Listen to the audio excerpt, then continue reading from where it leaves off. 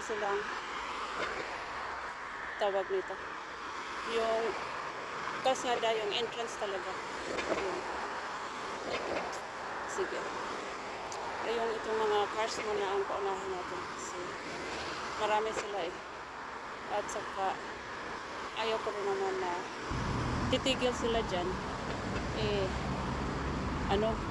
paubusin na lang. Kaysa patigilin ko dyan.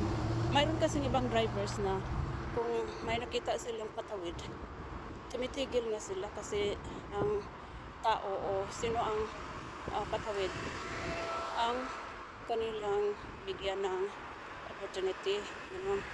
Pero minsan ginagamit ko yung opportunity na yan. Parang may manatad guys oh. Ganyan ang manatad sa amin. Pero mga pigeons ito, nagka-ibuhaag lang sila. Yan o.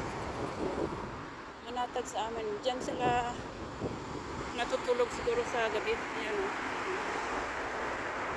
Kasi maraming ipot nila dito sa baba o. Dito sila natutulog. Yan ang mga pigeons. Yan o. Diyan sila. Dumunga ang isa. May mga ipot sila dito. Sorry sa mga kumakain dyan. Pero yun. Dito sila, excuse me. Dito nila ginagawang shelter nila dito sa ilalim ng tulay. Kasi yung ibang sorry. Ako parang kumakati ang lalamunan ko kaya. Anyway, mayroon kasing ibang hindi naman binabahayan yung lang ang mga pigeons ay gustong doon sila natutulog siguro paggabi. Kaso lang sa public area katulad doon sa Trans Center na hindi dapat doon may mga pigeons na doon dumadapo doon sa sa bubong, lalo na paggabi doon sila natutulog paggabi. Tapos makikita natin yung mga bakas nila sa ground yung mga ipot nila ba. So ngayon yun bang ginawa ng mga authority ng paraan na morning ginawa nila ng paraan na maalis sila doon. Pwede lang yung, kasi mayroon namang mga pigeons na lumalapit din sa mga tao na nahihingi ng pagkain. Diba kung sino may mga nalalaglag na crumbs dyan, yun mga kinakain ng mga pigeons.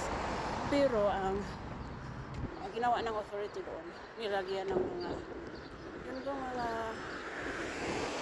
tusok-tusok sa kanilang babag. Ano ba yung babag? Yung sa kanilang mga braces dyan sa ilalim ng bubong para yung mga pigeons ay hindi na makadapo doon. Yun. Kasi hindi rin naman maganda yung doon sila. Tapos may mga upuan kaya doon. Upuan ng mga pasahero na nag-aantay ng bus. Minsan doon nag-drop ng kanilang bagas. So, kaya nilagyan nila ng patusok-tusok para hindi sila makakadapo. So, wala na pigeons na natutulog doon sa bubong, lalo na sa gabi. Ngayon, alam mo naman, ang mga ibon ay naghahanap din talaga yan sila ng shelter. So, hindi naman sila pinabayaan ng Panginoon. So, nakahanap din sila katulad yan sa may tulay na yan. Kasi, hindi naman yan, although public passage din, pero hindi naman panay ang mga taong dumadaan dyan. Kaya, yung iba, marami namang mga pigeons. Yung iba, dyan din sila ah, dumadapo o natutulog sa gabi. Kaya, yun, ah, yung parang manatad sa amin ba? Manatad ang tawag namin. Kasi yung mga wild dogs, yung dyan dumadapo sa natad namin, kumbaga sa backyard namin. Yun ang ibig ko sabihin. So, ah, doon sila dumadapo. At saka, parang ano na rin nila, yun bang safe sila dyan. Wala nag-abog nila ba na paalisin sila dyan. So yun, parang sanctuary nila dyan. So ngayon, so mag-aantay tayo dito guys. Doon nga ako, tatawid ako sa gitna habang itong mga sasakyan ay ayan. Akin na. Ayan. Okay. Ayan. So,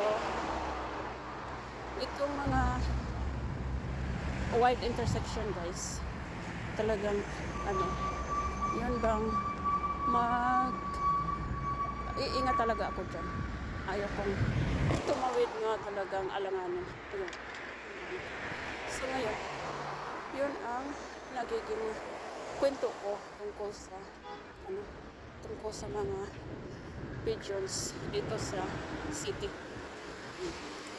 So ngayon, may nakikita tayo dyan na crane. Yung red na yun. Kasi inumpisahan na nilang gagawin ang nakatap dyan, yung nakaharang dyan. Kasi meron siguro silang gagawin nilang building o kaya gano'n. Muna talaga niya. Ano niyan yung car store. Yun bang mga used cars, second hand. Yun ang natandaan ko niya. Matagal din yung yung car stores dyan noon. So siguro ay binili ng sino ang corporation kaya itong magtatayo pa ng building dito. So binili ang space kasi medyo din naman. Yung bang nasa magandang site din naman nila. Kasi malapit din dito sa city. So siguro residence building din. Mga apartment buildings din siguro. Ang din. Cormier Development.